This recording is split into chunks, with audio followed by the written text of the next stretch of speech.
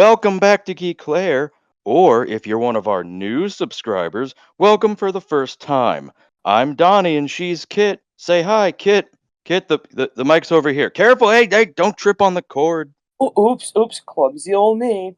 This is Kit Kent reporting for the Daily Planet. We're still Geeklare, don't worry.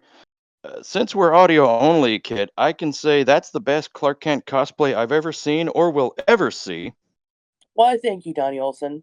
But just suggestion here. I love your holiday spirit and everything, but maybe lose the horn rimmed glasses. All right. Steve's car got dinged this morning. For the record, Steve dented the car himself when he plowed into me.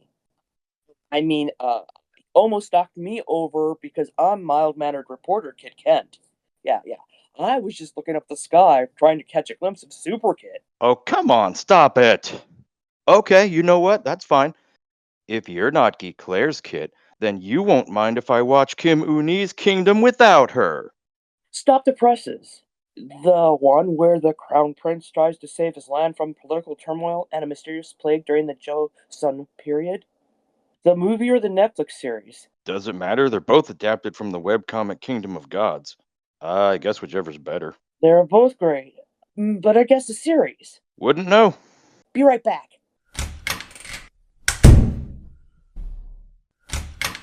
I'm here, so look at the boilo.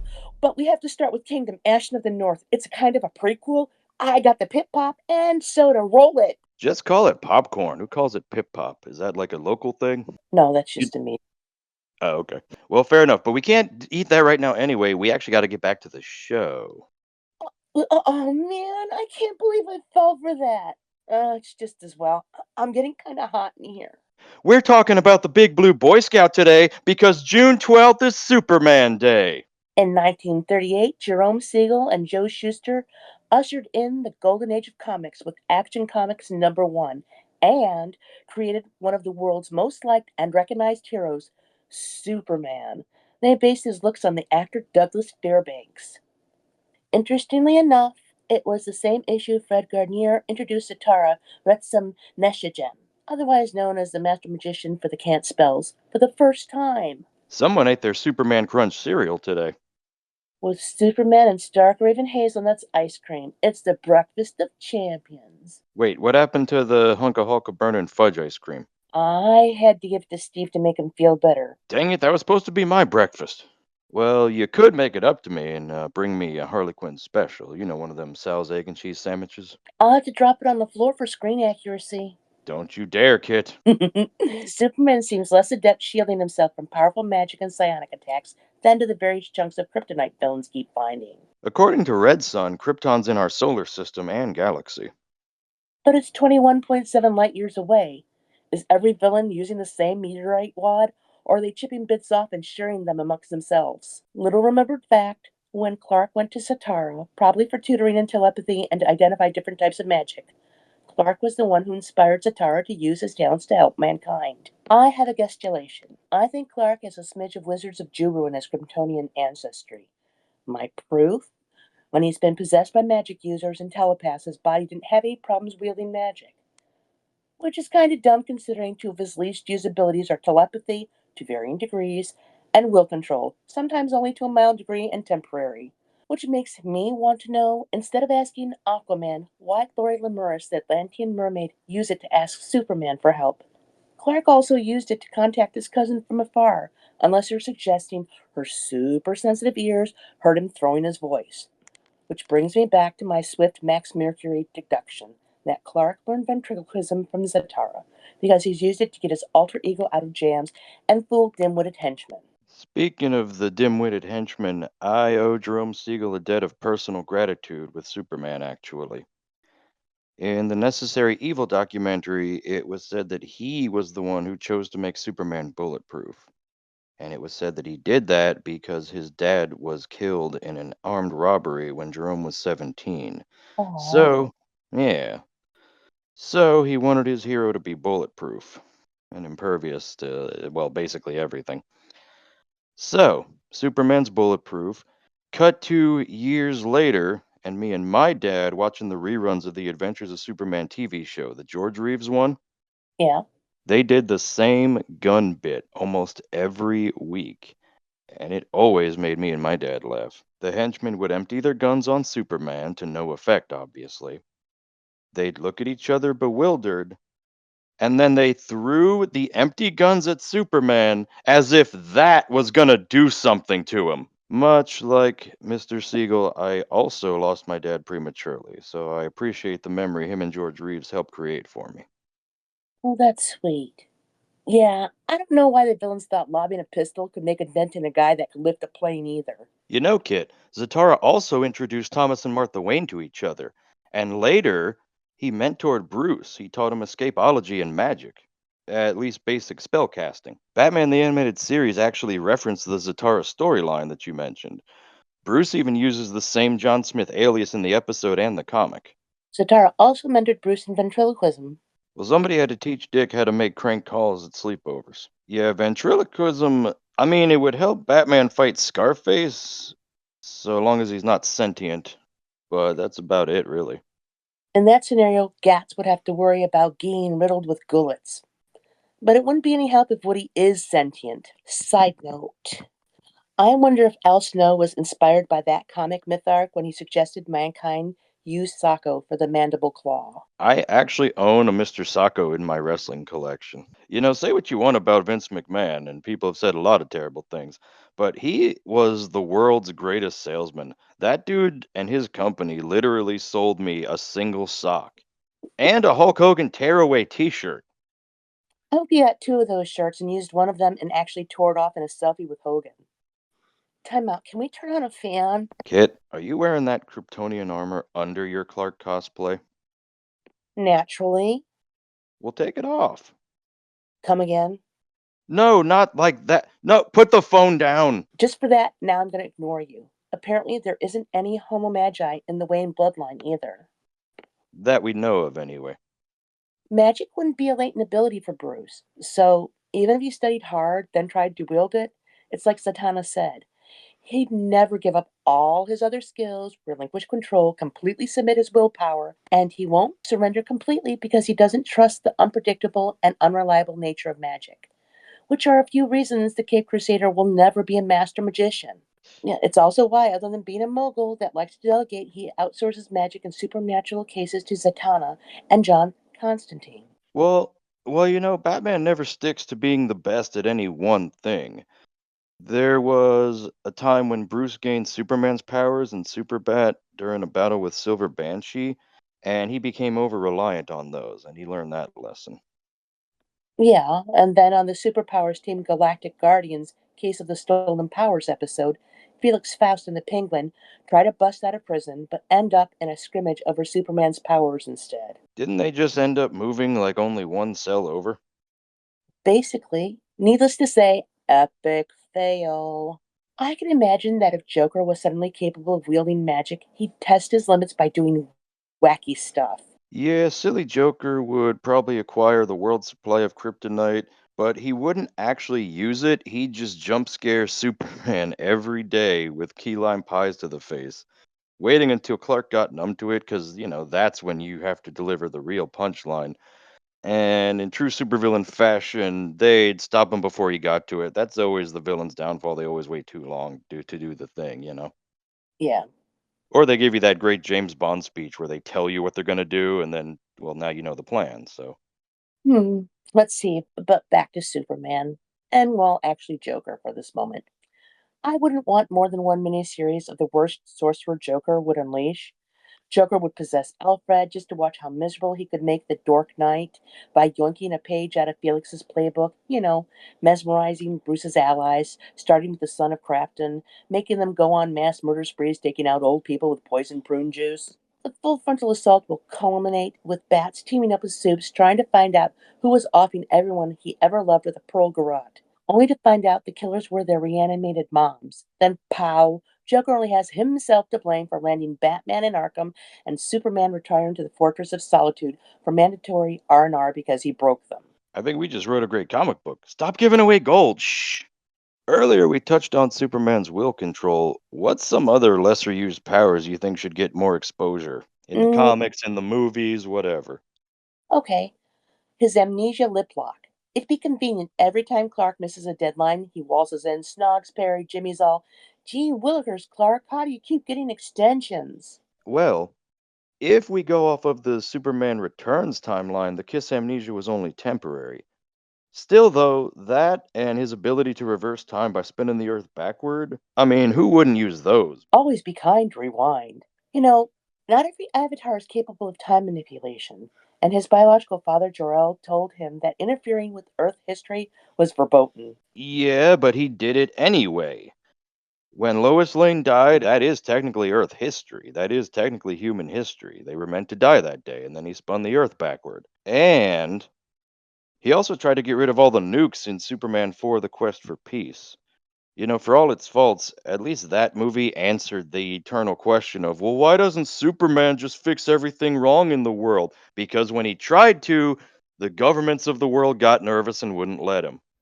If you want to watch the Christopher Reeve Superman movies in their longest form possible, you're going to want to go Superman the Movie, the extended cut, not the theatrical or special edition. Superman 2, the theatrical cut, it's longer than the Richard Donner director's cut by 12 minutes. Superman 3, the TV cut, which is longer by 19 minutes. And Superman 4, the Quest for Peace, the TV cut, which is longer by 20 minutes. A miniseries based on him in different timelines would be interesting. Yeah, I mean like Kingdom Come, where him and Wonder Woman are expecting the birth of their son Jonathan, or Superman Speeding Bullets, where Kal-El is adopted by the Waynes. They name him Bruce, and he becomes Batman in that one. It's a great story. Cool, cool. Or maybe do you mean like more like I don't know, Adventures of Superman number 11 by Jim Kruger? That Dark Lantern storyline where Krypton's Green Lantern asks Superman to unalive him because he can't deal with the guilt of Krypton exploding on his watch. I would love to see WB Animation turn that into some kind of one-shot movie, probably a one-shot animated film, the way James Gunn's structuring the new universe. Hmm. Though Justice League of America Shogun of Steel, where he's Japanese and in feudal Japan, intrigues me, I didn't mean hot dog finger spaghetti multiverse timelines.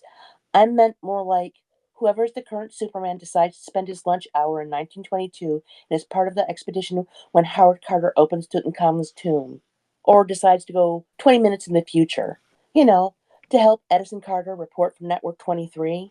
Since Superman can travel through space in a blink of an eye and shoot bald planets like Josh Gibson, where's our galactic crossovers, like Superman helping Flash Gordon free Mongo and defeat Ming the Merciless, or tossing the Destiny into a galaxy with a working Stargate? He did cross over with Scooby Doo, if that makes you happy. Jinkies, Donnie, I didn't realize he helped those meddling brats. You know, it reminds me, I have a notorious dislike of Jane Seymour, but there's this saptastic 80s flick called Somewhere in Time with her and Christopher Reeves. Now, is this going to be another lame classic film you're talking about? Don't worry, chum, it's a talkie in Technicolor. Most Reeves fans really enjoy it. I would have too if it had more fantasy, less romance, and no Jane. In a nutshell, it's the 80s. I'm sorry, it's the 1980s. This old biddy gives Reeves a trinket, imploring him to return. A bit later, he's enchanted with a portrait hanging on the wall of the Grand Hotel. Stay with me here. He uses his hypnosis to will himself to 1912. I swear to the presence. If you tell me they didn't return home by the end, Though I might drop your sandwich, I'd never quantum leave you. Movie ending spoiler, everyone. Earmuffs for a 10 count, okay? One, two, three, four, five, six, seven, eight, nine. They die. mhm. Damn it! One of my favorite white dunnets is Ira Levin's Death Trap. The movie was adapted from Ira's 1978 play and became one of Broadway's longest running comedy thrillers. The two-act play within a play only had 5 actors in one set, which was even used for one of the movie scenes. Death Trap is full of a bunch of plot twists. It honestly would have been a great addition to Geeklare's episode 5, the Warner Brothers 100 Challenge, which you can listen to when you're done listening to this episode. Haha, cheap plug there. See what we did? Very And clever. yeah. And while you're at it, remember to like, subscribe, hit the notification bell. Yeah. I'm going to try reverse psychology. Don't you dare leave us any comments. Ooh, we'll see if that works. You know what'd be cool? Superman Day is June 12th. If we could get like 12 likes, 12 comments in honor of the 12th, at least that many, that'd be cool. Death Trap is one of my favorite non Superman flicks featuring Christopher Reeve, Diane Cannon, and Michael Caine from Quicksand and Dark Knight. Ooh. Hang on, hang on. Quicksand has Michael Keaton in it too. Are we about to play 6 Degrees of Batman right now? Kind of. I was kind of going for a more like 6 degrees of the Justice League feel. Okay, well either way you're gonna win nothing because it's Superman Day. Comment down below. What's your 6 degrees of Batman? What's your Batman Kevin Bacon connection? Leave that comment for us. In Death Trap, taking the new play he wrote, Reeves visits his washed up mentor's home for advice. It's packed with so many curveballs it still enthralls modern viewers. With the spate of sometimes questionable remakes, why not update something promising like this? Well, speaking of new versions of things, next July is the big Summer of Superman promotion. We know we're getting the new David Cornsweet movie, and we know we're getting the Christopher Reeves documentary. But what else do we want to see as part of that big promotion that we maybe don't know we're getting yet? Oh, yeah, tell me more. What do you want to see? Personally, I want to see a Death of Superman Lives documentary. I want to see it re-released, but I want it with a happier ending. Dude, Nicolas Cage's Superman was canonized in the Flash movie. I would be so mad if I made the Death of Superman Lives documentary and it came out and it did well, and then years later, they gave me the perfect ending for my movie.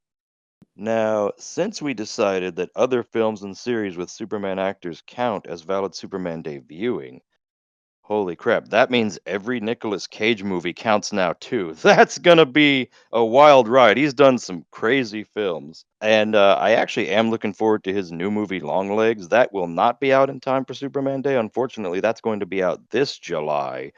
But it looks good. Nicolas Cage plays a serial killer in that one, and it's being directed by Osgood Perkins, the son of Psycho's Anthony Perkins. This is, I believe, his third horror movie, and the critics are saying this is the one. This is going to be his first like big horror hit. So that should be cool. Works for me. I love Nicky. I wonder if he's going to do, a full batshit sinister or a menacing, it's bubbling under the surface performance. Because either way, it's going to be creeptastic, and I'll love it. I love Nicky. Oh yeah, and him being a serial killer, that's going to be, yeah, he's going to really turn it up for that. You can just tell. He's going to Nick Cage it the whole way through. Now it is occultish, which probably means you're going to like it.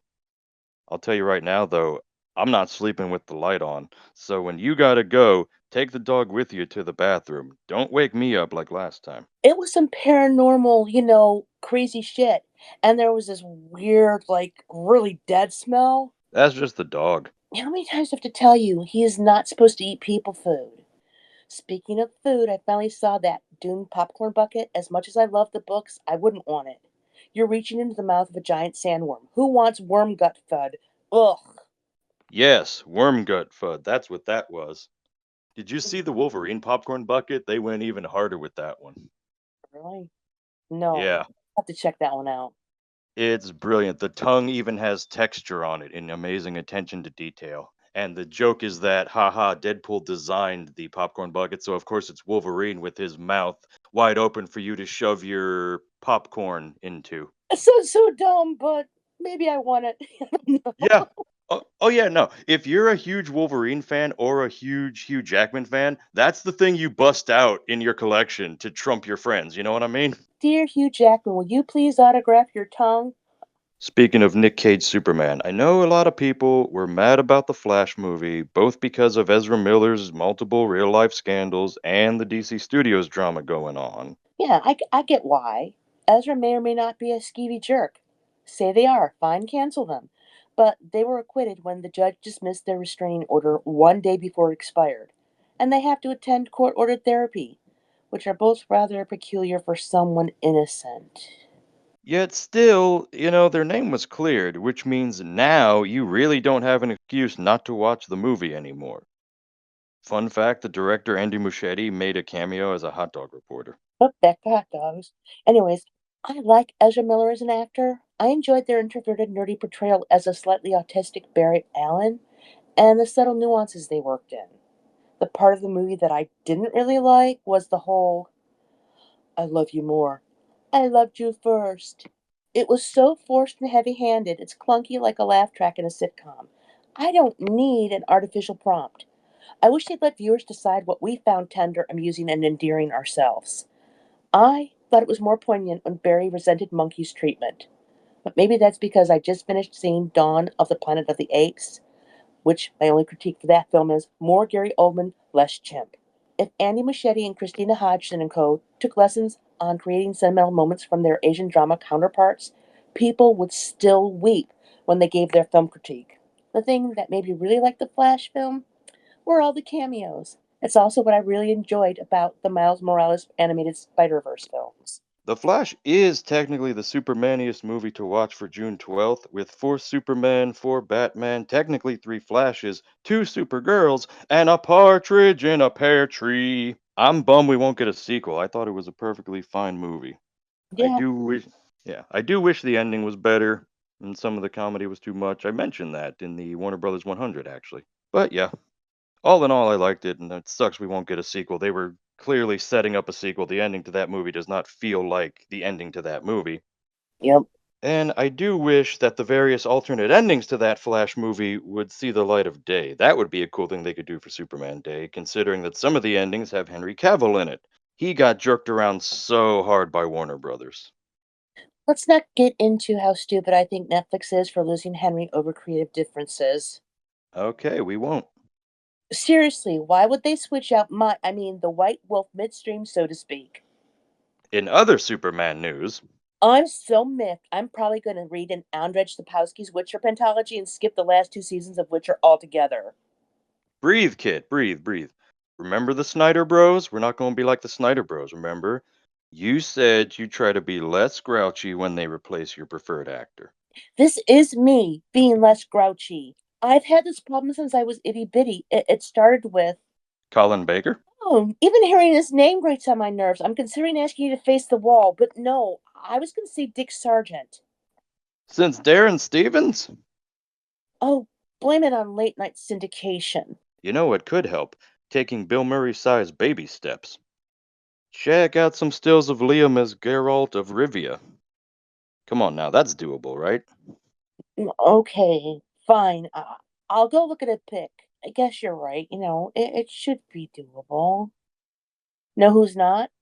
Liam Helmsworth. Honestly, what exec thought Witcher fans would be mollified with 2 seasons of it? Now. Come on, Kit. Let's get this not as powerful as Superman locomotive back on track, and let's talk about that Superman set photo. I'm excited. We haven't gotten to talk about that yet. We finally get to in this episode. I want to know if it's supposed to be Superman or if it's supposed to be David Cornsweat putting on his boot in that picture. That small detail, that makes a big difference. That excites me because the thing is, we've never seen Clark Kent get suited up before in a movie or TV show. It's always the phone booth, unseen costume change, or it's the classic shot of him ripping the shirt off and you see the S on the chest underneath the clothes. Attention to small details like that show James Gunn's love for the Superman character. That guy, I'm rooting so hard for James Gunn, dude. I really am. He put his balls in a juicer for this new movie. He insisted on directing it while co writing the larger universe with Peter Safran and while running DC Studios. If this movie fails, everyone and their mother's blaming him, right or wrong. So I'm rooting hard for James Gunn Superman to be a hit, dude. If it sucks, we'll come on here. We'll tell you it sucks. But like, honestly, I'm pulling for him. Me And too. it's yeah, and I tell you, it's got some stiff competition too. Next July is so stacked, dude. Besides this movie coming out, you got Matt Stone and Trey Parker's next movie, whatever that's going to be yet. We don't know yet. We know it's not a South Park thing. We've got the next I Know What You Did Last Summer, which allegedly Freddie Prinze Jr. and Jennifer Love Hewitt are coming back for that one. You've got the Naked Gun reboot with Liam Neeson and Seth MacFarlane and Cody Rhodes. He's apparently going to have a cameo in that one, so that's cool. I'm telling you, I got to start saving my jar of pennies for movie tickets. For the Daily Planet record, supposedly the new Superman is loosely based on the Man of Tomorrow. So, since the background seems to show a meteorite crashing to Earth, I think he might have lost his powers and he's actually undressing, hanging up his cape. By the by, the topic of Clark's clothing really amuses me. If I was a significant other after a week of saving humanity, I'd be so over Clark's astronomical clothing budget. Like, would it kill him to just wear a damn pullover? Is he a secret Kryptonopolis Mormon or what? He wears his kryptonite armor like a temple garment under his clothes all the time. So, like, when does he launder the damn thing? Well, he has super speed. He can probably just wash it real quick every day if he wants to, and spin it dry. Good guesstimate, good guesstimate. Do you think he also uses his super speed to fold the clothes he just joinked off like Magic Mike, or does he molecularly shrink and hide them in his cape?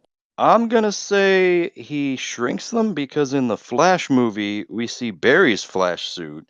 It flies out of his signet ring and molecularly enlarges, so I'm thinking that one. Yeah, okay, I'll buy that, sure. I was only asking because phone booths are virtually non existent now. It'd be really bizarre if every crisis Clark kept dashing into cathedrals and Superman kept springing out of confessionals. Superman is probably like Santa Claus. He probably has master keys everywhere. That's actually how Santa Claus gets into your house when you don't have a chimney. My locksmith father explained that to me years ago. Oh, well, that's possible. Okay, that makes sense.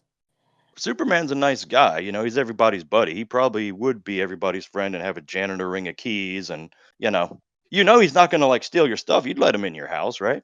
Exactly. You don't want to have a spare in case you lock yourself out. In case Lex Luthor kidnapped you, he's got a key. You can just, all that. Exactly. You know, I'd be so miffed if I was Jonathan and Martha Kent, though. There's no way they'd ever be able to surprise a kid with x ray vision on Christmas. Or he uses telekinesis to make doors unlock. Now, before everyone gets their underoos in a twist, it's how Superman can lift a plane in its entirety without it fracturing at the wing. Technically, I'm just going back to the Christmas thing. The Kents could hide Clark's presence in a lead box. He can't see through lead. It's one of his limitations. Well, that's And true. I'm just saying, the nerd in me wouldn't let you say that without, No, that's throwing that good. in. But that box better be magic, too, because it'd be mega heavy and hard to hide a car when he graduates, let alone a tricycle when he was 4. That's true. That would get annoying if you had to hide it in the lead box every year, and then you just look for the lead box, and you'd be like, "All right, my presents are in here. Let me open this up." Exactly. Yeah, this is some deep geek lore stuff we're getting into now. I just hope James Gunn doesn't make another Clooney batsuit blunder. The codpiece mishap was epically hilarious. On a brighter note, hey Donnie, guess what? Fate, Ick, Magic the Gathering, Out of Order, and The Redeemer have in common. They're all movies. Well, yeah, but what else? Okay, let's see. We got a time travel sci-fi flick. One's about planeswalkers. There's a double Jeopardy comedy, and the last one's a western. I give up, kid. What do they have in common? My favorite Superman, Brandon Routh, is going to be in all of them. I like his recurring role in the action dramedy Chuck. By now, you can probably stream all 5 seasons. It's about a geek who accidentally ends up being a host for a Black Ops AI program. He gets assigned 2 government handlers and has to make sure his friends and family don't find out he's really a spy. Chuck had a bunch of geek culture cameos in there too. Smallville's Lana Lang was in there. Summer Glau, who voiced Supergirl, and you got wrestlers in there: Batista, Stacy Keibler, and Stone Cold Steve Austin. I like Stacey Keebler. I think she should be allowed to act more. She did pretty good. It also stars Shazam's Zachary Levi, Yvonne Strahovski of the upcoming Teacup, and Adam Baldwin from The Last Ship and Firefly, who coincidentally also voiced Clark and Soups in Superman Doomsday. Superman Doomsday is one of the best adaptations ever, but Superman Doomsday is also one of the best comics ever, so that's not really a surprise. They've adapted the Doomsday storyline twice in movies, and probably will it, well, technically three times if you include when they shoehorned it into Batman versus Superman. I bet they'll do it again one day, but not in the James Gunn universe. Aw. Oh yeah, the other Doomsday adaptation was The Death and Return of Superman. You're gonna want that version because that one combines the death of Superman and the sequel Reign of the Superman into one long movie. Anyway, yeah, Zachary Levi, he was great in Shazam, but he was great on heels too. I hope his next movie, Harold and the Purple Crayon, does well, even though that's more of like a kid's movie, but he's good casting for something like that. That dude deserves more hit movies. I know he's another actor who rubs people the wrong way in real life, but, talent is talent, and that dude's talented. True. I was trying to find something with Lennon Parnham, a plain house, and ended up watching Maria Bamford's surreal biographical comedy series Lady Dynamite. I preferred the first season more. The great thing was that Ed Begley Jr. of Bless This Mess and Brandon Routh were in some episodes too. Side note, I find it hilarious that Ed has a real life friendly rivalry with Bill Nye the Science Guy when it comes to living green. The series also features another Superman, Dean Cain. Who wouldn't want a Superman witch? Me, that's who. First of all, some people don't like Dean Kane's views on things, and personally, I've never found Maria Bamford funny. I'm not familiar with Bamford's stand up, but I give her a lot of credit because the series is so honest about being hospitalized for trying to self terminate due to severe bouts with anxiety and manic depression. Okay, so because I don't find her funny and I didn't watch the series, I didn't know all that, and now I feel bad. I take solace in the fact that humor is subjective. On a serious note, though, no matter your age or gender, if you or someone you know is suffering from emotional distress or experiencing a life ending crisis, if you live in the United States or Canada, you can get free confidential emotional support when you call, text, or chat with someone in English, French, or Spanish by dialing 988 or visiting 988lifeline.org. Another source for help in the US is 1-800-662-4357. They will connect you with people in your area who can help you out. If you live in England, it's not offered everywhere, but you can ring 111 option 2. You can get pointed in the right direction if you ring your local police or fire department's non emergency line or ask any local school counselor, and you can check your local library for self help books and resources. If nothing else, your local clergy person or the session leader of your local AA or NA meeting should be able to offer some assistance. And last but not least, you could try out an international mental health care app like BetterHelp. We're saying all this because June is Men's Mental Health Month. Kevin Smith was open about his mental health breakdown from reality. He had a mental break. He has a really informative video you can probably still find on YouTube. It's called Trauma is Trauma. No surprise he's a mental health advocate. Back in 2011, Stephen Fry, the president, advocate, and leading ambassador of Mind.org UK, was open about his manic depression and the benefit of professional therapy. All right, end of the PSA. Let's get back to Superman. I didn't mind Dean Cain and Lois and Clark and the New Adventures of Superman, even though he's nowhere near Brandon's level of body be banging. He is not Quasimodo. But in his real life, Dean is completely undoable. Being a divisive political zealot and a phobic priggy mooncup dropped his appeal to negative billion. I wish celebrities would all just shut up about their political views. Geeklare wants people that are 18 years or older on or before the 5th of November to register to vote. Visit vote.org for more information. Your local library usually has a voter guide that includes all the candidates and state or local issues up for a vote that you can review before sending in your absentee ballot, early voting, or going to the polls. For the most part, Donnie, I agree with your sentiment about actors shutting up about their political views. I think people have the freedom to say anything they want. They just have to pull up their big boy boots and deal with the consequences when they cram both feet in their mouth. Dean just forgot that with great power comes great responsibility. Wrong guy, wrong guy. Okay, it's mildly paraphrased, but that is what Clark's dad Eben says to him in the first episode of 1948's Superman series. It's just too bad when people abuse their platform. I know it's subjective, but I feel if they could just use it to create more positive changes, it would be noble. We should probably mention Superman Day events and deals that are happening. We both do and don't hope for a surprise drop the day of. It'll blow if we can't include it in this episode. Check your preferred digital retailer. Select DC and Marvel titles are on sale. Plus, buy any quality, get every quality.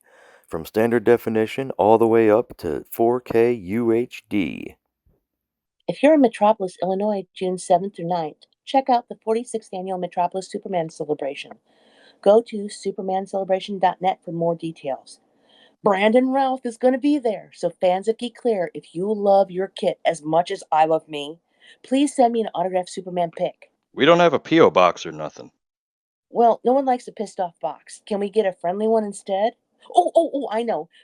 Make Brandon shoot a mini Superman from his fingertips, let him autograph its charming wee little cape, and let him fly to my house. I promise. And I'll still love you and hug you and squeeze you all to bits. Okay, you know what? Shooting tiny Superman out of his fingers, that does it. That's officially his dumbest little known superpower. We figured it out. I know they schedule weekend Comic Cons for everyone's convenience's sake, but honestly, June 7th through 9th, when the holiday is the 12th, it bothers me. It bothers the geek in me. I really wish that all these companies would honor the date they assign these fandom holidays, regardless of the day of the week it falls on. On that note, check with your local comic book retailers, I guess June 7th through the 12th. Check with them for free Superman comic giveaways and or discounted merchandise. Hey, Donnie, you know what's sexy? Instead of being naked for casual Friday, if someone got themselves a pair of Superman PJs. If you've already reread all your comics and rewatched all your favorite Superman movies and shows, check out stuff like Coraline with Terry Hatcher or Nathan Fillion in Dr. Horrible's Sing Along blog. Of course, you got Margot Kidder in Henry, that's with an I, by the way. Or you can watch Superman parody stuff for Superman Day, like the DC Robot Chicken episodes, or even Holy Musical Batman. Speaking of musicals, you know what really pisses me off? Liam Hemsworth. Ugh. I'm mad that Apple TV won't make the third season of Schmigadoon despite having a completed script. It's so frustrating. It could be worse, you could be a Batgirl fan. Aw. Speaking of music, click the link in the description of this video for our Superman Day playlist. You can listen to it when you drive to the Superman Museum, appropriately located on Superman Square, in Metropolis, Illinois. If you're looking for other ways to celebrate Superman Day, you can always watch some Shaquille O'Neal and Dwight Howard basketball games. And of course, there are your usual games with a red blue burr twist, like the Superman vs. Batman Rock'em Sock'ems. The Uno Ultimate DC card game and the Cardamundi DC Comics Retro Superman deck of playing cards. And you can always just slap an S Shield sticker over the Batman symbol on your Batman Connect 4 checkers. Side note, Theory 11 is a variety of pop themed decks of playing cards from Avengers Infinity to Star Trek. We'd be remiss not to mention the usual trading card games like Cryptozoic.com has a slew of DC themed deck building card games to choose from. Top Trump Specials has some DC decks too. They got DC Superheroes number 2 and Super Villains. Maybe you want a board game. You can try the various DC themed Funkoverse strategy games. Let's get down to brass tacks here, folks. You know we're going to get to it. Yup, RPGs. You want to run a Smallville slash Teen Titan style game? Try out Masks. You can have the whole Superboy Batgirl teen experience of coming to terms with your powers and trying not to get grounded when you didn't do your homework because you were being a masked vigilante keeping the city safe last night. You can be anything from a street level noir detective like Robert Pattinson's Batman to mystical adept like the Scarlet Witch if you pick up City of Mists, so long as you either opt to ignore or find a way to weave the game's mists, sleepers, and avatars into your game. There's Paragons and Prowlers Ultimate Edition. It's a good blend of narration and rules, easy character creation from street level kinds of heroes like Cheyenne Fremont to cosmic powered beings like John Constantine or Spectre. It encourages lots of varied high concept possibilities and lets every player have their own spotlight kind of moment. We've established most of us won't be able to dash out and get a complete set of original Superman comics. So the second best option would be to buy any of the myriad of Superman omnibuses from our favorite local bookstore or comic book shop. You could borrow them from your local library or just break down and buy them from an online retailer. But what if you want an actual tome? You could start with the 1930 novel that inspired Jerome Siegel to create Superman in the first place. Hugo Danner is born with extraordinary powers in Philip Wiley's novel Gladiator. In a quadfecta of first, 1942's The Adventures of Superman by George Lothar was the first novel not penned by Siegel, the first story to introduce the planet Krypton, and it had the first Superman origin story. His adoptive parents in that one are named Eben and Sarah Kent. We follow Clark as he moves to Metropolis, lands a job at the Daily Planet, and as Superman, he deals with the mystery involving ghost ships and battles, let's say, swastika lovers. You know what I'm talking about. How is it people in the 40s get a tale about Superman defeating Trepidfessor's flunkies and modern audience get smolchy, sparkling novels like Twilight? 2005's It's Superman by Tom DeHaven sort of gives Christopher Nolan's Dark Knight vibes. It's set in the 1930s. It's a kind of edgy character study about Clark's humble beginnings as a refugee from another planet, adopted by compassionate humans, where he tries to figure out how and where he fits into human society and how he would like to ultimately manifest his future alter ego of Superman. Most people might be more familiar with Kevin J. Anderson from the Star Wars and co authored Dune novels. He also wrote a Superman prequel called The Last Days of Krypton. In this epic saga, he weaves together disparaging tidbits we have about the planet Krypton into one neat narrative. We finally know why such an advanced society only had infant-sized spaceships that Jor-El and Lara can use. How Jor-El discovered and was temporarily trapped in the Phantom Zone, and that Zod's drastic plan might have actually helped stall the destruction of the planet, and about why two remaining Kryptonian cities of Argo and Kandor, complete with its inhabitants, still exist. If you don't have the Wayne fortune to nab a copy of 1941's World's Best Comic Number One, which is one of the many times Clark and Bruce have crossed paths, pick up the more affordable, even if it's signed, hardcover of Kevin J. Anderson's 2012 book, Enemies and Allies. It's the 50s, the setting is Cold War. We get some backstory from both the Golden and Silver Age comics. It's a Superman tale with a sprinkle of Batman where he confronts Lex Luthor, who happens to be colluding with the Soviets in this one. What if you want some variety? How about Pocket Stars' six-book Justice League of America series? Now, while people appreciate the fact that this series is a quick page turner and is more of an ensemble piece with everyone getting pretty much equal time, opinions are polarizing. Some fans think it's their favorite thing, while others find the ending a little too rushed and anticlimactic. The first one is Superman Never Ending Battle by Roger Stern. Start with those novels we mentioned. If you want to hear about others, just let us know in the comments. You know, DC would like to remind everyone that you don't need Superman's powers to help others. You could also spend Superman Day volunteering. Or you can play video games. You can be Superman in both Injustices and Lego Batman 2 and 3. I'm gonna sit on my ass and do that instead of helping people, thank you. But Donnie, what if you're not bad? You're just thrown that way. Why not whack Little Boy Blue and Suicide Squad kill the Justice League? Superman's latest appearance is in version 2 of Warner Brothers' Multiverses, which is out now for PlayStation 4 and 5, Xbox Series SX, and Xbox One, and on Steam and Epic Games Store. It's rated T for teen and contains optional in game purchasing. Superman's playable at launch. He's voiced by George Newbern. He's in the tank class, and his special moves in the game are Ice Breath and Meteor Liftoff. What? It's Superman. Jazz hands would be a superpowered move. Meteor Liftoff looks more like acrobatics than flight based stuff. I mean, he briefly turns color, he leaps into the air, he does some flips that in real life would destroy your momentum, and then he lands again. I don't see how that's supposed to deal extra damage in a battle. I miss the days when Superman effortlessly bounded in the sky then landed gracefully because he was an avid real life hang glider. Christopher Reeves made it look so smooth. But nowadays, he's got to make a meteor liftoff? I'd bill the JLA every time that happened if I was Mayor Berkowitz. This is Vicky Vale. Remember to slow down when you see DOT workers repairing Superman's potholes when you're on your way home from work.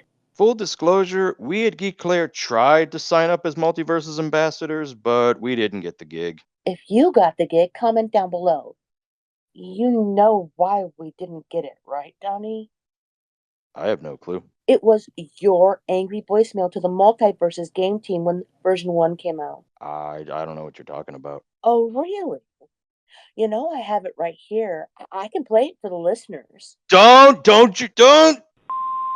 Dear Multiverses game team, with all due respect, I think your game should suck less Richard Grayson. In case that's unclear, I'm saying your game sucks dick. Instead of ripping off Smash Bros. Years too late, why didn't you rip off Mortal Kombat? That it would have been cooler. Also, Please make Tom and Jerry playable separately. Sincerely, Donnie from Geeklare Podcast. But I'm confident I can speak for Kit from Geeklare Podcast as well. She knows Jerry is capable of doing solo projects. She would refer you, if she were talking on this voicemail, to Anchors Away, WEIGH, with Gene Kelly and only Jerry. P.S. Marvel rules, Baba Booey, Baba Booey, Howard Stern's penis. You can't claim lip lock amnesia. That was definitely your voice, Donnie. Lies, lies, and false propaganda. In my defense, Tom and Jerry still aren't separated in version 2 of Multiverse. And being an ambassador had a shit ton of rules anyway. And now we can give honest critiques. We're not working for the man, so it's kind of good. You know what I mean? So, no ka-ching? No, it seemed like they only offered NFT badges and swag to people, no actual physical stuff. No real money, no clothing, no nothing. They did get advanced looks at some of the stuff in the game, but that's about it. I don't know who did get the gig, but I'm a big fan of me. I'm a big fan of us. I listen to us way more than I listen to the people who got the gig. I'm just saying. And of course, I guess they dropped the dreaded end more. To me, that's as bad as paying for Game Pass that says it will include future DLC, which sounds a hell of a lot like you're crowdfunding something they want to see if there's enough interest in to bother making in the first place. Returning Multiverse's open beta players can log in by June 11th to receive the Season 1 Premium Battle Pass and Jason Voorhees for free. Open beta players who return at any point will get a special edition Snowsuit Finn commemorative character variant, a special edition Rising Stars ring out, and a special edition Banana Guard announcer pack. New players can try to unlock Banana Guard and his female variant. Oh, I'm gonna start to cry any second now. I love Adventure Time. Damn you, Amazon, for not sending me a replacement controller fast enough. I'm gonna have to hide Alien Isolation from you. This is getting too expensive. By the way, quick side note, the new Alien Romulus movie, first of all, they dropped the trailer. It looks great. I love what they did with the ending where they tease you with the in space no one can hear you scream line, but you don't hear the person screaming. That was brilliant. Whoever came up with that, give them a raise. But also, Fede Alvarez mentioned that the movie is actually inspired by the Alien Isolation game, so that's pretty cool. Oh, it's gonna be so creepy. Yeah, it looks good. Personally, I'd love to see some variant Superman skins in the Multiverses game. Red Sun, the Black Suit, Bizarro, Amish Superman. So, Mormon Superman is really a thing? You know he's not. Well, that's all for now. Everyone have a super day. I hate you. Say goodnight, Donnie. Good night, Donnie.